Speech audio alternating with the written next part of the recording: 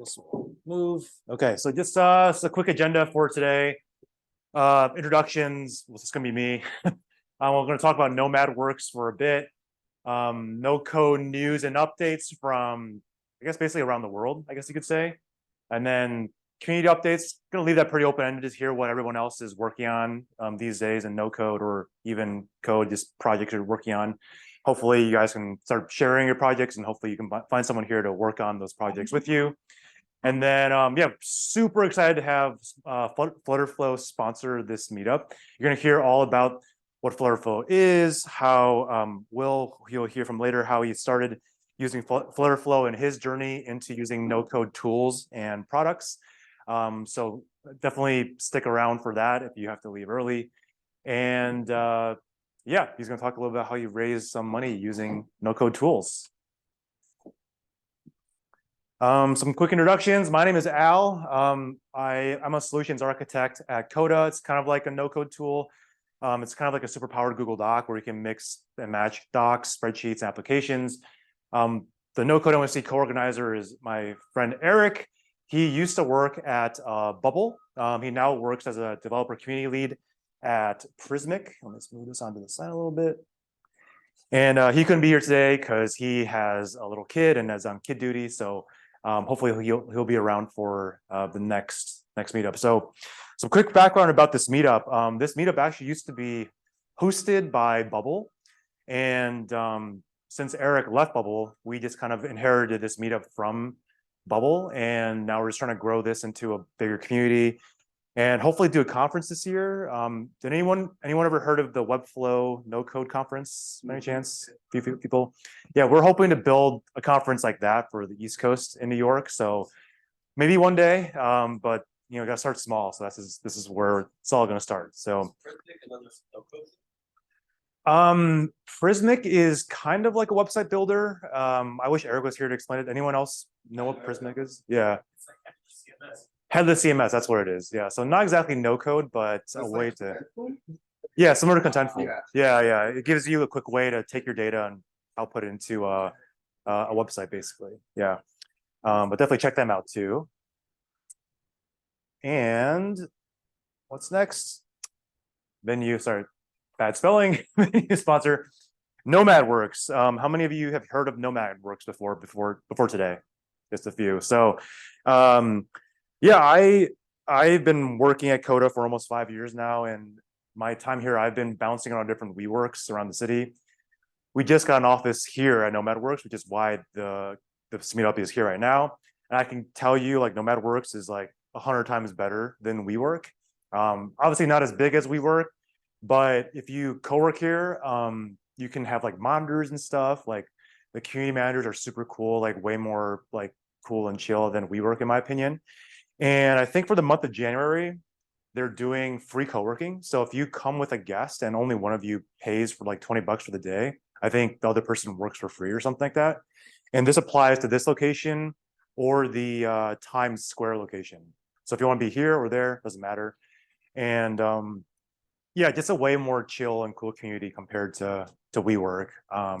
So yeah, I really enjoy co-working here. So hopefully one of you guys, if you guys want to do co-working, you'll come here and make this your quote unquote office.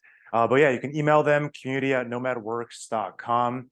I must have checked out like 10 different co-working spaces for our office before I came across Nomad Works. So personally, I can vouch for them, and that's why we're probably going to do our meetups here going forward every month. So this will be like our home base, I guess. Yeah, any questions so far? I'm just gonna move on to the next stuff. All right, some no-code news and updates. This one may not be considered no-code for some of you guys, but I come from a background of finance and marketing. I did finance for 5 years right out of college and got really good at Excel. And to me, Excel is kind of like the first no-code platform. And there's a global Excel summit from February 6th through to 8th in a couple weeks. And the reason I bring this up is because I'm going to attend virtually or whatever. There was one session that I saw how to use Excel as a no-code app builder. And it's my first time actually seeing like Excel and Google Sheets kind of being mentioned as a no-code tool. So I think this session is actually free on the first day. So if you want to check it out, I think if you go for the 7th and the 8th, it's like a paid thing, but the 6th is free. But this talk, I forgot the guy's name, but he runs a company called Air Range, which is all about giving a front-end interface to your Google Sheets files. So it's kind of like a no-code platform tool because you're using your Google Sheets as a database, and then their company Air Range just builds these really nice UIs on top of the Google Sheet. Similar to, I think, Glide for mobile apps, where you can have Google Sheet that powers your like mobile app front end or whatever. So yeah, check it out. I have no affiliation with this summit. I just like going to random Excel events, and this is the one that's coming up that I'm going to. So yeah. I'm not going to read off this whole thing, but there was an article called No Code Experts Predict What Will Happen in 2023. And I'm not sure if you guys can read this in the back, but they basically had like 10 people in the no code space, again, all over the world, give their prediction for what's going to happen in 2023. I'll just read this off just because some people in the back may not be able to see this, but we're also recording this. So number 1, 2023 is the year no code goes mainstream. This is from the founder of Bubble, which most of you have probably heard about. Number 2, more mid-market and enterprises will start using no code, founder of Goodspeed. I'm actually not sure what Goodspeed is. Anyone ever use Goodspeed? Okay, I know they're a no code platform, but I don't actually know what they do. Number 3, the majority of MVPs will be built on no code platforms by Bubble Educator. And the sponsor later today, Flutter Flow, you'll hear more about what he did to do that. Number 4, no code will empower a more diverse set of founders into the startup ecosystem. Max Haining, founder of 100 Days of No Code. Number 5, the price of no code developers will rise, from the founder of Side Product. Number 6, GPT-4 will change a lot. Ben Tossell, he's like one of the original OG no code people in the space. Number 7, the next phase of no code is AI. Brie Kimmel, she's like a VC that invests in many no code startups, including Webflow. I think they were like Series A or something like that for Webflow. Number 8, a mindset shift from can I to should I build this, from Bram Kanstein, founder of NoCode MVP. He's also like a really active no code Twitter influencer. So if you want to learn more about no code, he's definitely a great person to follow. Number 9, 2023 is the year of no code templates, founder of Signhouse. I can vouch for this because for Coda, I actually build templates all day. So I can vouch for that. Number 10, no code platforms will start directly competing and we will see consolidation. Niall Frater, founder of No Code Tech. Not sure how I feel about that, but just a prediction for 2023. Yeah. Anything stand out to people? Any predictions people have for 2023 that they want to share about? Yeah. Last one might be wrong. Why do you say that? I think it's wrong too, but I'm curious what you. I don't know how you could consolidate two, not unless they were built similar. Because most of no-code platforms are built way different. Right, because behind the no-code platforms, there's actual code bases that, Right, so not just repack like together everything. Maybe just user-based acquisition. Yeah, that's the only thing I think if you want to acquire a user base, that's probably the only thing, and throw away the tech, probably. Yeah. Question. What's number 10? I don't understand. Number 10? No, 7. Oh, 7. The next phase of no code is AI.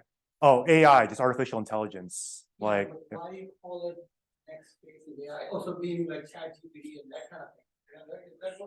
Yeah, I think it's like using, how like you're seeing all this ChatGPT stuff of like you can tell ChatGPT to create something, write code by saying I want to build this one interface with like these divs and these designs. I think this is kind of like going along those lines where you can, use AI to like just quickly create an MVP or something like a mobile app. I think there's another update in here where I talk about AI, so we can go on from that. This is unrelated to the sponsor Flutterflow, but one news I came across was on Reddit. I think this was the no code subreddit, but there was a team that built a whole app called Trend App completely on Flutterflow. And it just shows trending videos, searches, movies, series, and agendas of countries. I haven't actually played with it yet, but it's for Android and iOS. And I don't know, Will, did you guys hear about this or? No. Okay. Yeah, so it's pretty cool. I mean, I've seen glide apps, I guess, but this is my first time hearing about Flutterflow, people using Flutterflow entirely to launch a mobile app. So yeah, just showing you that you can build actual mobile apps using these no-code platforms. Let's see what's next. Webflow memberships. Has anyone experimented with this beta yet? By any chance, Webflow people? No? I think this just came out in November of last year. And so I think it kind of competes with MemberStack, where if you want to build like an online course and you want to be able to quickly create a member base and have people, sign in with their account details and put in their credit card details. This new feature of Webflow allows you to quickly build that for your website or your app, essentially. Yeah, there's like all these benefits and stuff. I think it's still in beta, so I'm not sure if everyone can use it. Anyone tried it out yet? No, I'm It reminds me like kind of a Shopify thing. Like when I use it, it's like I like create a brand store almost. That's the impression that I got. Oh, okay. I thought it was only for creating the membership part of your website or app. I'm not sure if it helps you do anything else besides that. Oh no. Yeah, it's purely just for like keeping your members in one place and stuff. Yeah. Yeah, I've like played around with like, there's a couple of new features that are in beta from Webflow. Yeah. Memberships was like the first one they announced. And I think like it, it's supposed to be pretty powerful. Like you can add a sign-in, like user authentication.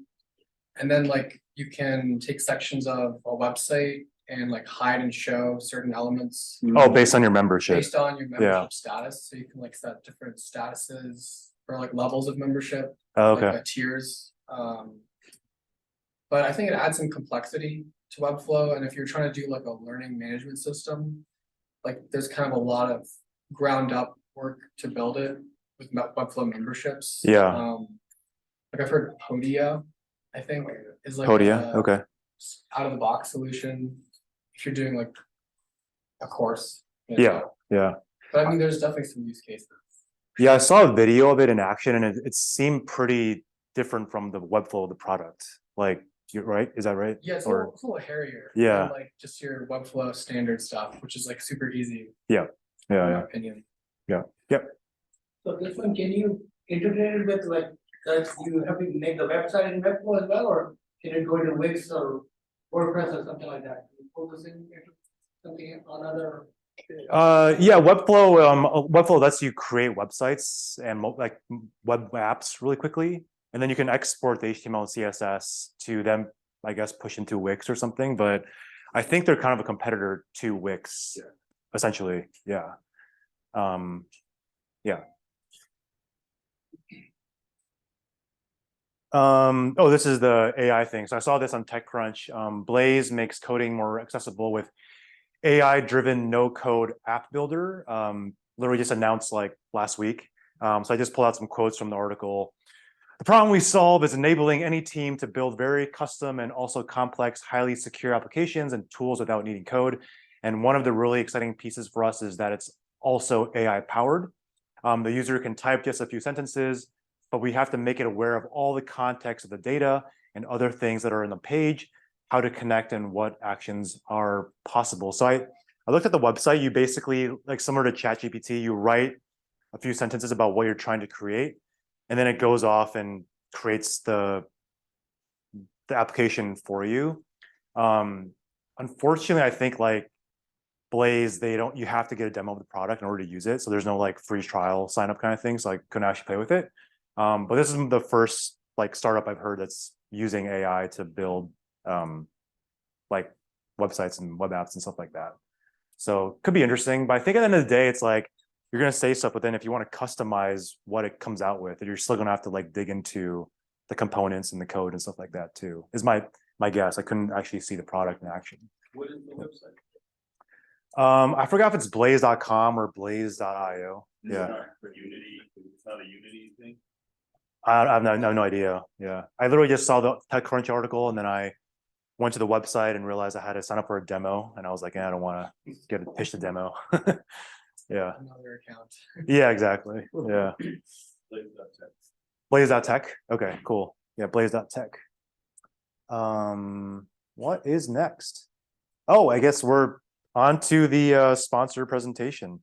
Yeah, anyone have any other questions before we go on? Yeah.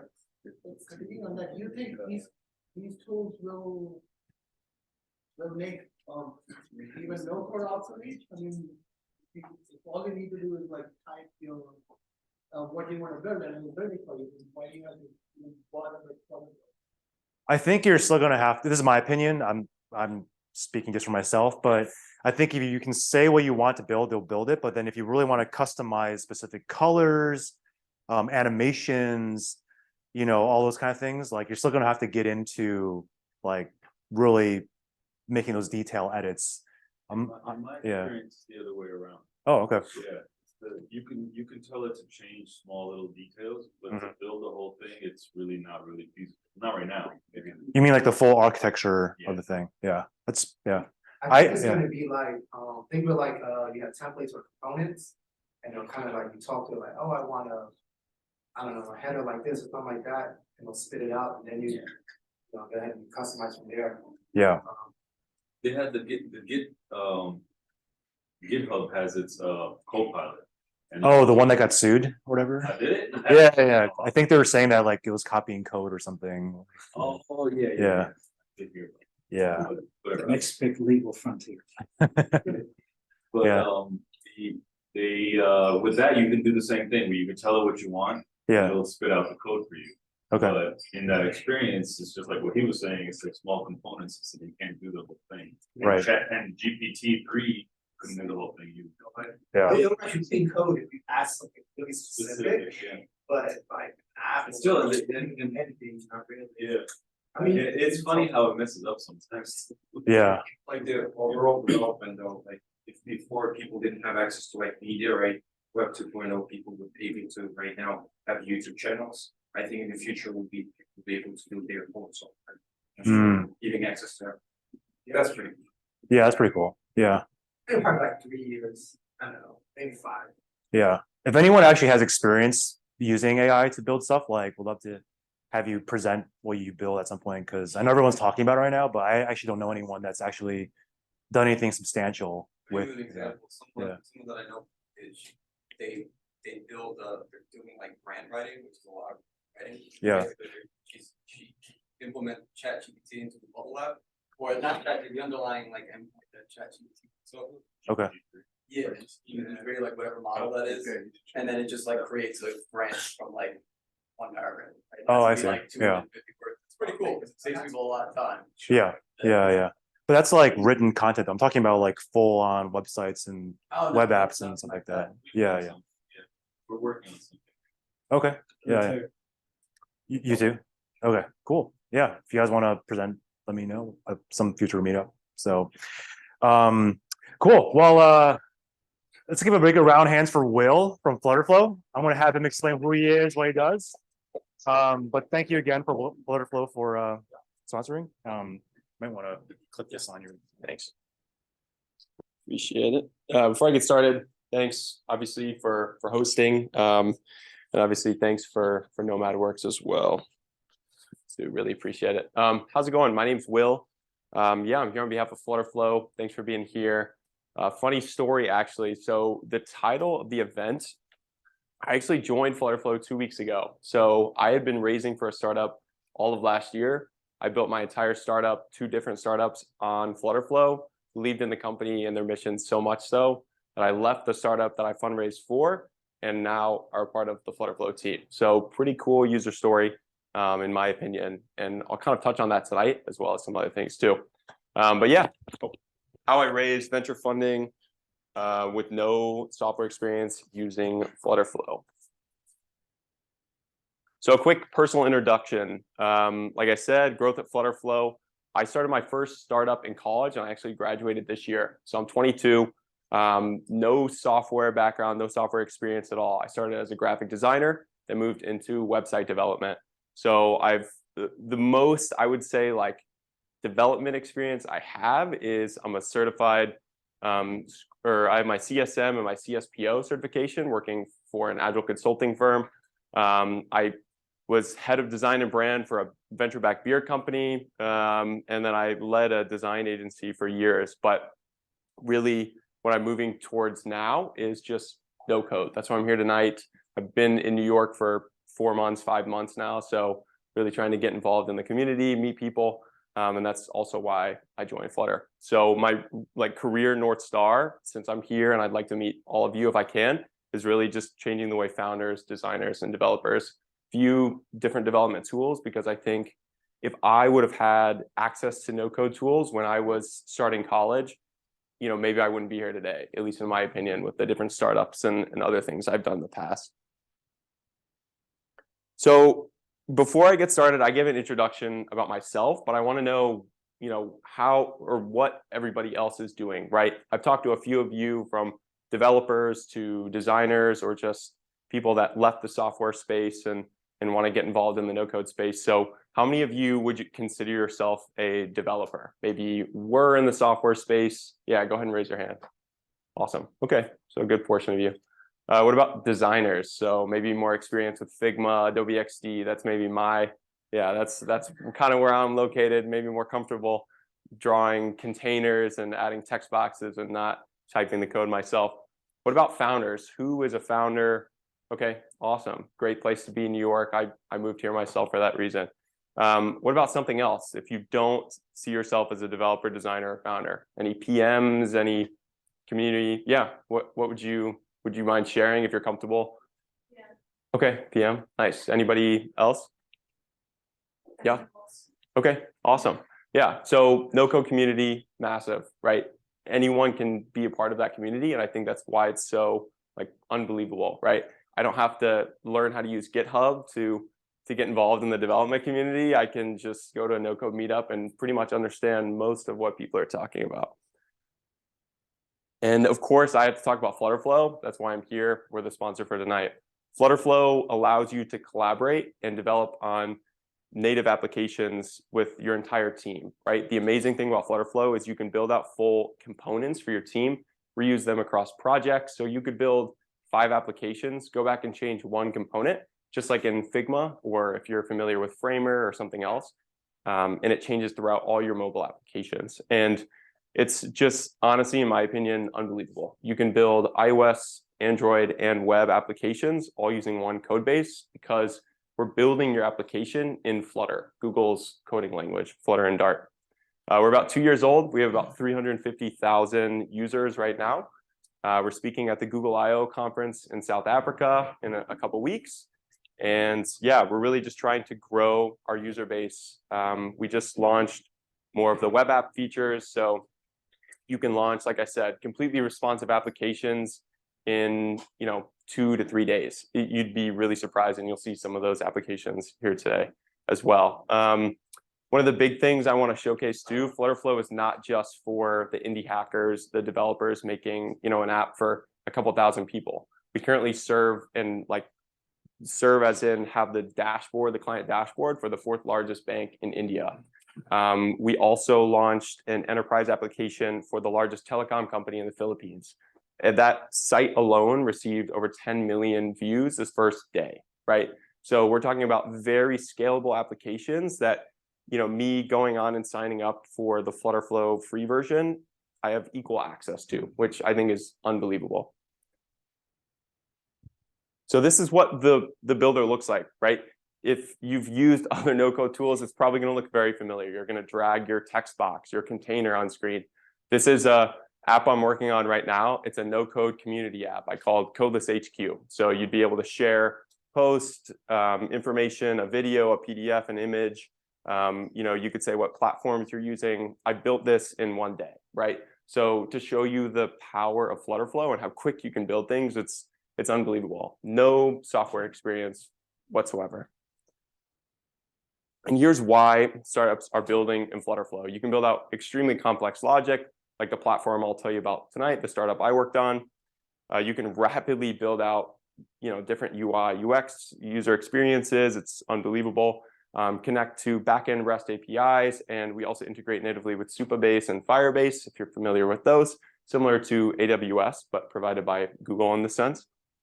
You can iterate quickly on pre-built components, extend the platform with code. One of the amazing things about Flutter Flow as well, the moment you're done with the platform, you can download everything. So we offered a CLI, which you can actually, push your entire code base to GitHub if you want. You can download it to your computer. The moment you choose to be done with Flutterflow, you're done, right? Just download your code, move on to your 5-person development team. If you're a startup, your dev shop, whatever it may be. And I think that's extremely powerful too. So yeah, just a ton of different reasons. Any questions so far? I'm gonna talk relatively quick just because I have a lot of info, but yeah. I think you might have touched on both of my questions. So what you're saying Yeah. is that you build an app with Flutterflow, and at any point you want, you download the Flutter code. Yep. Yeah, you can push to the iOS or the Apple Store and Google Play Store from Flutterflow. You can launch it on web as well with a custom domain on Flutterflow. You can push to GitHub and you can download that code all from Flutterflow. On my own if I want to. Exactly. So you can build out completely custom components. I've built out some, we've integrated with OpenAI to build out custom Dart functions. So you could say, do some sort of math calculation and, add some document variables together and it'll write that code for you and you could use that function in your application. I had another question about, you said that you had 11 million users the first day that app you had in India or something like that. Yeah, the largest telecom company in the Philippines. Yep. That 11 million users is connecting to a backend somehow. Did you guys have that? Did you make it with Flutterflow? Yep. Yeah, you can build it with Flutterflow. It connects natively with Firebase, which is Google's. So Firebase is handling the Exactly. the Yep. scalability. Is that the backend was on AWS, right? No, I was saying it connects with Firebase or Supabase. We recently launched an integration there. To be honest with you, SQL versus NoSQL, I'm not too familiar. I'm not the developer, but I know there are some differences between those databases. So not with AWS, it's more of a competitor to AWS. So does that answer your question? Yeah, that does. Awesome. Can you sort of? Oh, sorry. Yeah, go ahead. I'm sorry, and just to follow up with Yeah. that, would you be able to use Flutterflow to connect to your own backend if you want?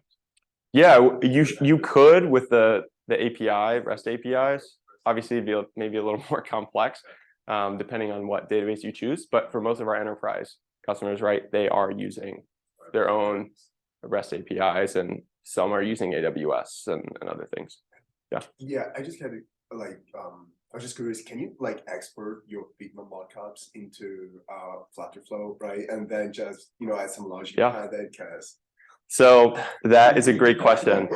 So what we've realized, we made the decision as a company that 99% of Figma export tools were really bad, right? Like you're getting half working code. So yeah, so we made the decision not to do that. We are talking about releasing a OpenAI trained model where you could type in what you want and it'd build the app UI for you, because we got early access. Google's one of our largest investors, so we got early access to the chat GPT-3 API to play around with and train our own model and stuff like that. So you might see something like that in Flutterflow coming up, but unfortunately you can't. Yeah. That sucks. Yeah. You said you can download the app, and what does the code base will look like? Yeah. What's that app built on? So it's completely written in Dart and Flutter. So it's Google's coding language, their app development language. So you could download that. It's going to be standard. The nice thing about the way Flutter and Dart are structured, they're already in widget trees. So the visual builder is essentially just adding the visual, layer on top of that code. You're already going to put text inside a row in the code. So we just made it easier for you to do so in a drag and drop builder. And the API, is that a Python API or what do you guys have? The backend? That is a great question. I wish I could tell you the answer. Unfortunately, I could get back to you if you follow up with me after this. But that is a good question. I can definitely find that information for you. Question. So do Yeah. you support like feature flagging? Yeah, we have well, what are you looking for specifically when you say that? Like, do you have your own system for it, or do you like support like launch darkly? If you're familiar with the launch darkly? Mm-mm. Yeah, so that basically lets you flag features for, like, for example, different audiences. Oh, so you can deploy container to different audiences if you want to launch a new feature and test this out. So you, Oh, yeah, Firebase actually offers that Oh, functionality, Firebase remote config. So you can set up different things and test those out, you know, with A/B test audiences and stuff like that. Yeah, and you can do that natively in Flutterflow. So going back to my story, right? I told you a little bit about Flutterflow. Here I was as a designer, a product designer. Here's a little bit of the work I've put together, but I could never bring it to life. I never had the opportunity to actually build out the product that I wanted to, start that startup. I could design it for anybody else who wanted to build theirs, but I could never build mine. And that led me to Flutterflow, actually. So I was able to build out my entire startup idea using Flutterflow, a mobile and web version. And what you're looking at now was our like MVP of a Twitter/Crunchbase. Basically, we were building a networking platform for founders and investors. So you'll see, right, like you'll see recommended founders, some startup profiles, some basic posts, things like that. I built this in a month. No software experience whatsoever. Was able to get into multiple startup accelerators in New York City, and we got our first 3 checks for the startup with this MVP built within a month, right? No software experience. I'm sure my database could have looked a lot better. I'm sure, you know, I learned a lot after building this, but it is unbelievable. And Flutterflow offers tons of different templates for you to just pick and choose, right? So, and that led actually to the more complex version, just to show you how complex Flutterflow can get. So we pivoted our platform, learning that basically scaling network effects was just way too challenging. There weren't enough angel investors looking to invest in founders that were like high quality. You know, you face the issue of the best founders with the best ideas probably aren't going to, you know, lower networks to find investors because they already have the networks, right? So we pivoted to a DocSend competitor, which we call the Valley. We were trying to rebuild the Silicon Valley. So we built a DocSend competitor where founders could build a one-pager for their startup in under 5 minutes and send that out to different investors. With Flutterflow, I integrated OpenAI and a LinkedIn scraper. So similar to DocSend, an investor to view the page would have to put in their email. I'd scrape LinkedIn for the investor info, plug it into OpenAI. I'd pre-generate investor emails pre-written, cold outreach emails for founders to send. We'd scrape, you know, how long they looked at the page, and you can see, well, you can see how complex the UI can get building in Flutterflow as well, right? So this is built completely in Flutterflow, launched on web completely in Flutterflow. We're talking dynamic text, containers, responsiveness, recording user time on the page. You know, and it was just, I was absolutely blown away, right? And the project you're seeing here was so good, in my opinion, but it was actually backed up by the Flutterflow team, featured recently in one of the top like platforms built in Flutterflow. So I basically just fell in love with the platform. I spent 8 to 9 hours a day, every day for 8 months, just like learning everything I could because I was so blown away by what Flutterflow could do. So this is what we were able to fundraise with, right? Flutterflow has enhanced animations, interactive widgets, responsive fonts, haptic feedback, biometric verification, just the features honestly go on and on. Yeah. Did you have like traction before you started raising? Just had like product? No traction, none, right? Not a single user. So there's some great startup accelerators in New York City that are, you know, basically 0 to 1, or just like you have an idea, go into the startup with an idea and build the product there. I can say, are any of you familiar with Founder University by chance? Okay, great. We went through Founder University. It's a 12-week accelerator, maybe a little shorter than that. you pitched to Jason Calacanis at the end. We are one of the only teams to get a check from Jason Calacanis. And we were able to impress him because we built our MVP so quickly in Flutterflow, right? We also went through Antler NYC. I don't know how many of you are familiar with Antler NYC, right? Phenomenal accelerator. We're backed by Antler. They've been a tremendous resource to us. I definitely check them out. They are all about going into Antler with an idea and seeing how much progress you can make at the end of the accelerator. And then you pitch it to their team, and they're investing in founders, right? At the end of the day, the investor is going to invest in you, probably not your product, unless it's, you know, teleporting across the earth. So for this, being able to tell these investors, we have no software experience, and we took the time and built this entire platform in 2 weeks' time, and we're able to get user feedback, iterate. That just absolutely blew them away, right? While the next guy was still interviewing dev shops to build out their platform. So any questions? I know I'm keep talking here, but yeah. How did investors react to when you said the whole thing is built on NoCode and you don't have a development team like traditional sort of? Yep. So the biggest thing, we had the confidence in Flutterflow because we had reached out to their team and understood like what maybe the barriers were, as well as all the different benefits that it offered, such as how easily it could scale, right? We were very confident that even if there were a couple bugs here and there, sure, if we didn't know Flutter well enough, we could download the entire source code and have somebody work on it. Or you know, if for whatever reason we hit 1 million users in one day, right? That's every founder's dream, then hopefully the platform would handle that.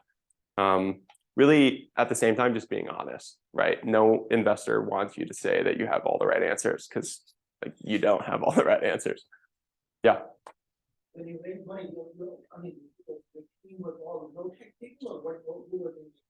No tech people, just me and a guy who had sold his company previously, but was a marketing agency. And he is amazing at sales. So he was a good sales guy. I was a designer. Do the investors ask or care whether how you use it? Like, is this something that comes from them? What like if you are using like something like Webflow, they ask about your method. No, I mean, we're trying to partner with most startup accelerators in the US. I'm talking with NewChip actually right now. I'm talking with Antler. I'm trying to talk with Founding University to get Flutterflow integrated into those ecosystems, because we've seen people like blown away by it. To give you an idea from an enterprise perspective, how like powerful Flutterflow is, we the fourth largest bank in India that we support their client dashboard. It took their tech team like 4 to 6 months to build. It was rebuilt by our team in 4 days, right? And it serves customers day to day. So it's an extremely powerful tool. They never asked, I guess, like what the specific code base was. What was that? So Flutterflow is actually backed by YC. They're in YC 2020, 2021. I thought Paul Graham was really conservative, but in this topic. Oh, in what way? I mean, like Paul Graham, you know this guy, right? Yeah. Yeah, he was always like, you know, like you can't be a startup founder if you don't know how to code, right? Sure. Yeah. Well, both co-founders do know how to code. Both ex-Google. You know, very experienced. To be frank with you, Flutterflow was not built with Flutterflow, right? It was built using Dart. So, but yeah. Yeah. What the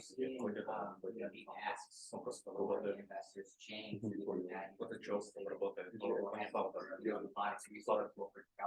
you're seeing now that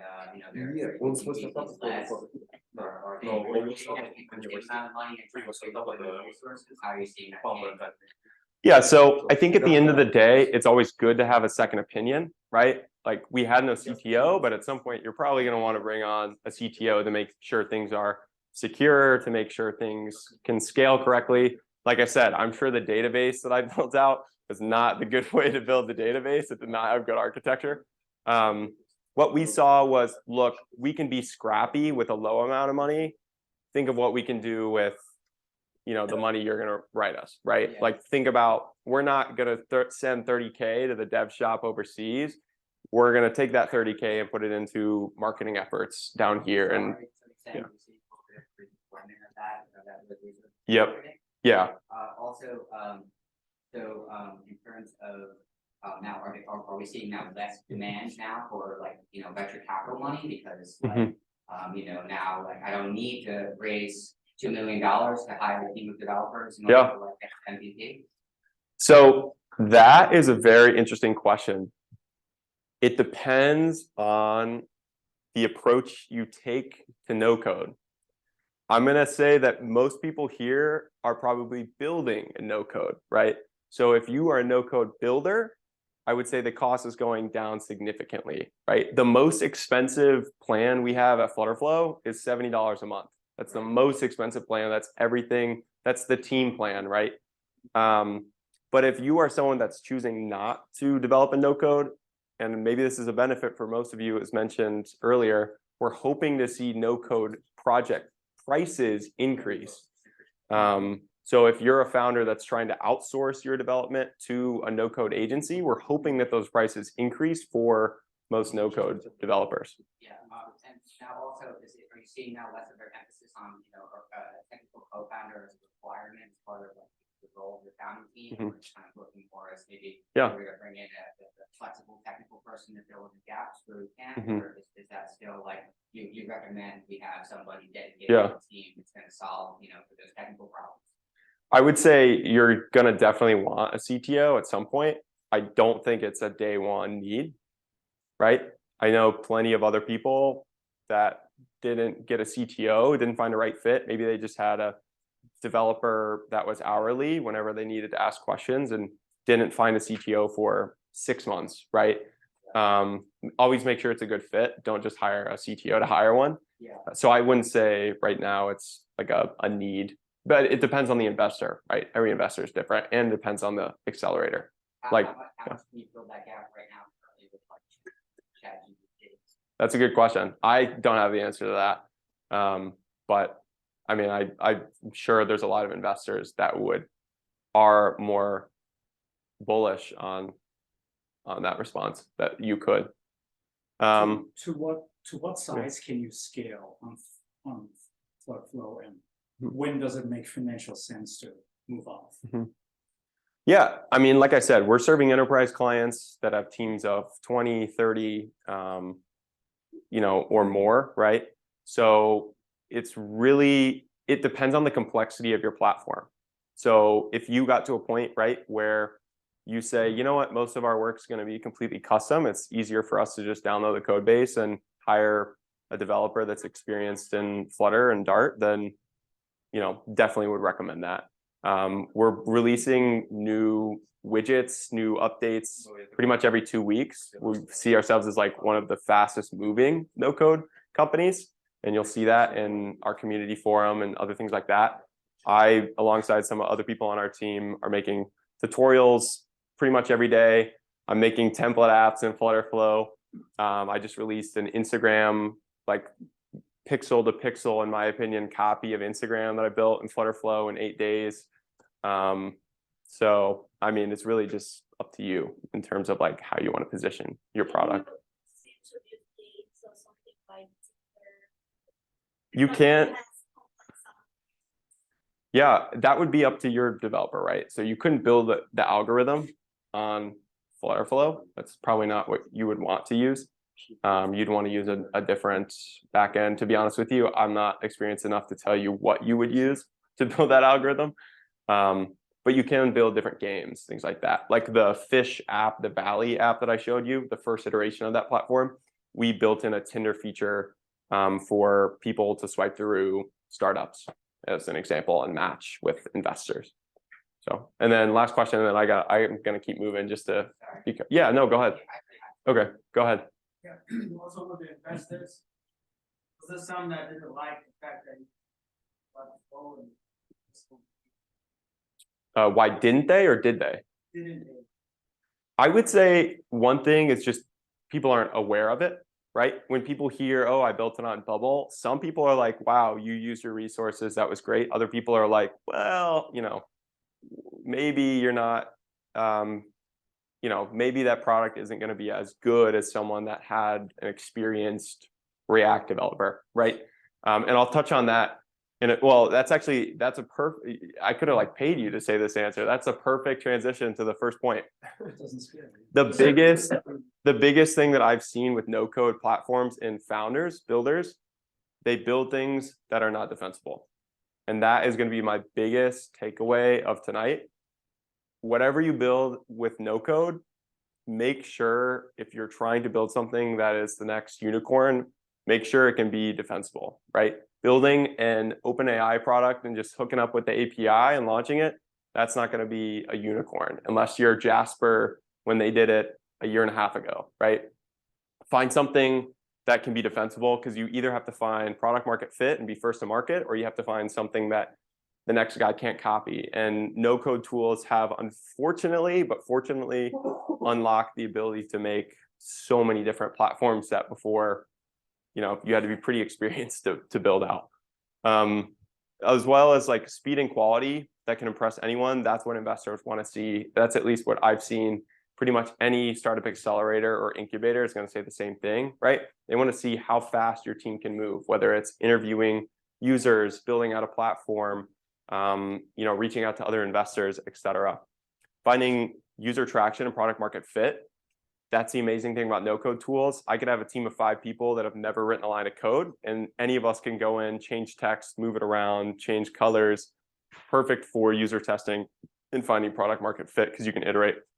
And just a team willing to learn and challenge themselves. Like I said, I know I'm saying it again and again and again, but there's so many people that would never even touch a no-code tool because they think it's way over their head. But, I would say I'm the perfect user story. Graphic designer, moved into web design, but I used Wix, and I got into WordPress, but used Elementor, so drag and drop builders. Never thought I could build any sort of software in my life. And now I'm working for Flutter Flow because I believe in their mission so much, and they empowered me to be able to build things. And yeah, founders across all different industries are using Flutter Flow, right? We have a couple apps that have been shared in the Flutter Flow community, what stage they're in, what they look like. And this could be you, right? Or this could be, what was the Trend app, right? That was just launched, for an example. I've launched 5 different apps with Flutter Flow since using it. I launched an AI, the AI face thing where you could make a version of your face. Face app. Yeah, face app. I launched the same thing for pets, right? You could upload your pet, and built that in a day with Flutter Flow, launch it to the App Store, right? Super easy. To-do list apps I built. I'm building the Codeless HQ, the no-code community social network. I'm just building these things out in a week, and you can launch them and iterate and see what works. So at the end of the day, this is why I'm here. We want to help you, and that's why we're a sponsor tonight. Thanks again. And thanks to Nomad Works as well. Really, the reason Flutterflow exists is to lower the technical and collaboration barrier. With Flutterflow, you can translate your project into over 350 languages in a matter of seconds using Google Translate, which is fantastic for startups trying to reach places all across the globe. Only about 15% of our user base are US based. So hopefully you can bump that number up, because that's what I'm here and responsible to do, right? Is to bump up growth in the US. So yeah, we're gonna give everyone here a free month of Pro, although there also are, most of our users are free. More than half of our current user base are free users. So if any of your friends want to use Flutter